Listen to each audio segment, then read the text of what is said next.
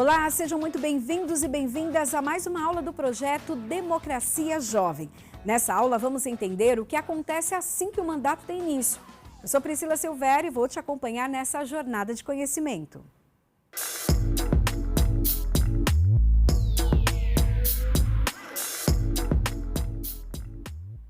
Hoje nós vamos dar uma introdução à participação popular e à advocacia política.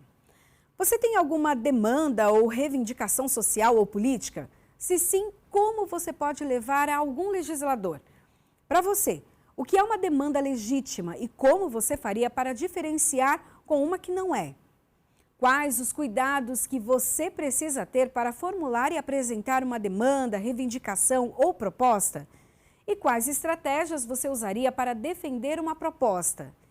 Na aula de hoje, vamos aprofundar a discussão sobre as formas de participação cidadã na política, que vão além do voto. É reivindicar, acompanhar e defender posições relacionadas às proposições que estão em discussão na Casa Parlamentar.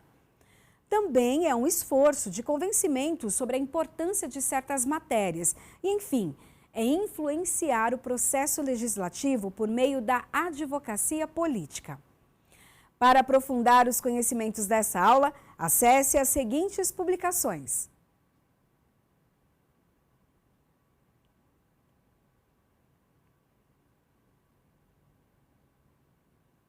Vamos começar então pelos mecanismos de participação política além do voto. Participar da política significa encontrar soluções para problemas. Se todos se entendessem bem, se não houvesse interesses diferenciados e, por vezes, conflitantes, não haveria necessidade de política, porque não haveria necessidade de negociar. Como vimos ao longo do curso, no sistema democrático representativo, algumas pessoas ficam com a responsabilidade de fazer as negociações. Por meio do debate parlamentar, por exemplo, podem chegar a soluções que sejam adequadas para o conjunto da sociedade. No entanto, o cidadão, ao delegar poder a um representante, não abre mão de seus direitos de participar nessas negociações. Podem dar suas opiniões e propor alternativas. Os principais mecanismos alternativos de participação política em que o cidadão pode atuar individualmente consistem em oportunidades de manifestação institucionais. As audiências públicas, por exemplo, que partem do Executivo, tratam de programas de intervenções ou definições de programas do governo ou alocações de recursos no orçamento público. Quando partem do Legislativo, têm o objetivo de instruir proposições, ou seja, reunir informações e argumentos a favor ou contra um projeto de lei, ou ainda, para discutir temas de relevante interesse público. Também estão incluídas aqui as consultas públicas, em que se abre a possibilidade do cidadão opinar sobre uma proposição, dar sugestões ou ideias legislativas. Consistem em canais para que o próprio cidadão possa indicar ao parlamento matérias de interesse. Também para as ouvidorias parlamentares, principalmente nos casos em que haja notícias de violação de direitos fundamentais, ilegalidades ou abusos de poder. Esses mecanismos podem dar aos cidadãos oportunidades de participação real no processo legislativo. O ditado, a união faz a força, é verdade nesse caso. Em termos de reivindicação, a sociedade organizada tem sempre peso mais relevante do que um indivíduo isolado. Agora vamos entender o conceito de advocacia política frente ao parlamento, também chamado de advocacy, que são os conceitos de mediação e representação de interesses. Falaremos agora sobre a advocacy. Advocacia, em sentido amplo, significa argumentação em favor de uma causa. No Brasil, a expressão é fortemente associada à atuação de advogados. Por isso, muitos optam por usar o termo em inglês advocacy, ao se referir, então, a práticas políticas de defesa de pleitos, demandas, reivindicações ou interesses frente aos poderes públicos. Tem o objetivo de influenciar, por exemplo, a formulação de políticas públicas, a distribuição de recursos, a ampliação e implantação ou não de medidas examinadas por pessoas, grupos ou organizações como adequadas ou não em relação aos seus pontos de vista e interesses. Para essas ações, poderíamos usar também os termos advocacia política ou advocacia de reivindicações e interesses. A advocacy pode, então, ser exercida por representação direta, isso é, pelos próprios interessados na demanda, ou por meio de especialistas, os chamados lobistas, que são profissionais da área de relações governamentais. Trata-se de atividade, nesse último caso, de mediação de interesses perante o poder público, dentro de suas instituições e que seguem práticas normatizadas e recomendadas. A Agnes tem mais detalhes sobre esse tema. A palavra lobby tem sua origem na língua inglesa, que significa hall, corredor ou salão. Dizem que a expressão surgiu na época do presidente dos Estados Unidos, Ulysses Grant, que costumava dirigir-se ao lobby do Hotel Willard para fumar charutos e relaxar. Lá, ele era abordado pela população que queriam expor suas reivindicações e, de certa forma, influenciar as decisões públicas. Ele costumava chamá-los de lobistas de Willard. Segundo a definição da Organização para a Cooperação e Desenvolvimento Econômico, a OCDE, o lobby é a comunicação oral ou escrita com uma autoridade pública para influenciar decisões políticas, administrativas e legislativas. A defesa de causas perante o poder público em geral, incluindo-se o poder legislativo, não se restringe ao âmbito interno deste, ao lobby, como usualmente é considerado.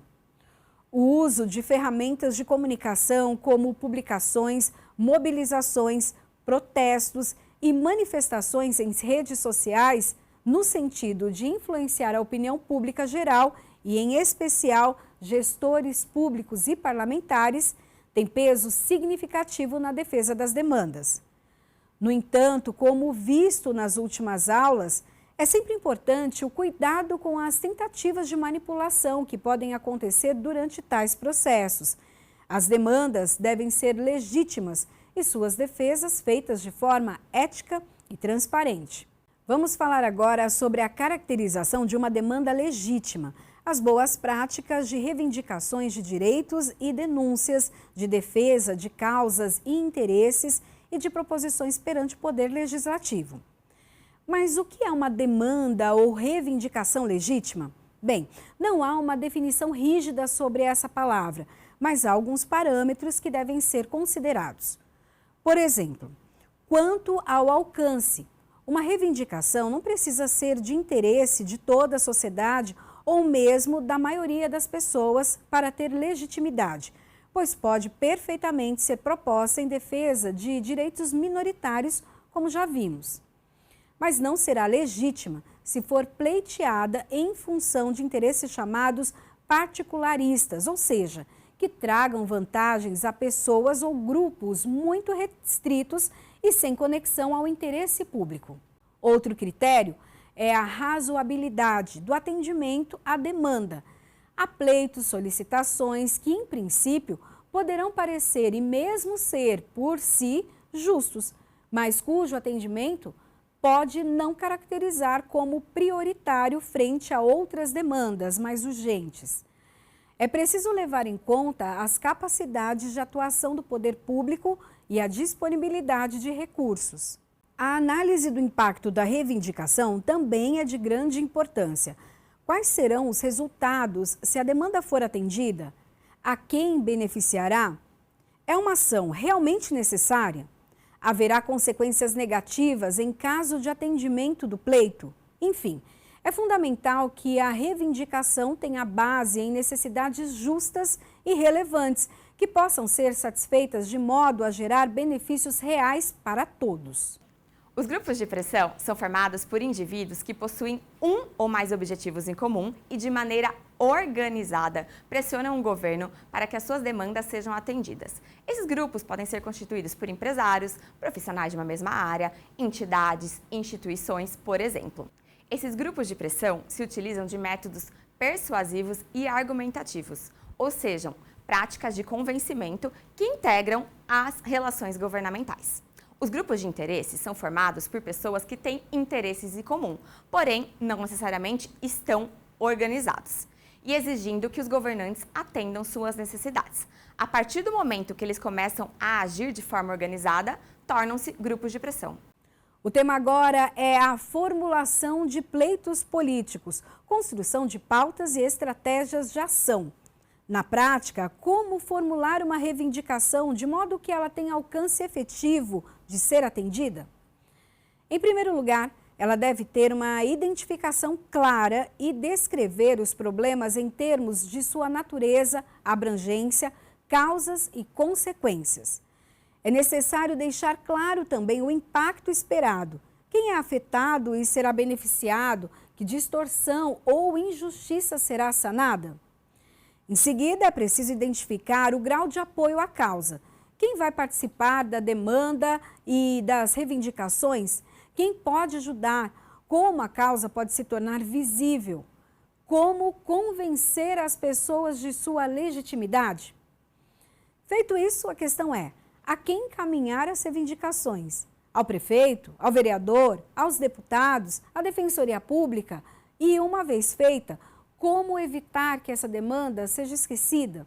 Como pressionar gestores públicos ou representantes políticos de forma adequada? Como tornar a reivindicação conhecida? Como fazer barulho de forma razoável, porém audível? Como você já percebeu, reivindicar exige planejamento e estratégia, e por isso é de grande interesse que as demandas sejam encaminhadas por setores organizados da sociedade, para que tenham mais chance de ser atendidas. O modelo de democracia utilizado no Brasil é representativo, que consiste na designação de representantes pela população para representarem seus interesses. Dessa forma, o trabalho de relações governamentais de informar e defender interesses, seja junto ao Legislativo, ao Executivo e ao Judiciário, aparece como uma ferramenta para o pleno funcionamento da democracia. A atuação de relações governamentais representando interesses é legítima e inerente à democracia. Sim, a vida política, inclusive fora da política partidária, não é para principiantes. É por essa questão que a educação política é uma ferramenta fundamental para empoderar o cidadão, tanto no que diz respeito à conscientização sobre seus direitos, quanto no que diz respeito às formas de garanti-los. E quanto mais o cidadão estiver ligado a outros cidadãos conscientes e a entidades idôneas da sociedade civil, maior será esse empoderamento. E com esse conceito, chegamos ao final de mais uma aula do curso Jovem Legislador. Vimos exemplos de como a participação política pode se dar além do sistema eleitoral representativo, por meio de mecanismos alternativos, bem como discutimos as formas pelas quais as reivindicações podem ser levadas e defendidas perante o poder público, como é o caso da advocacia política. Na próxima aula, que fechará o curso, veremos como são feitos os projetos de lei no Parlamento Estadual e como se dá a sua defesa. Até lá! Tchau, tchau!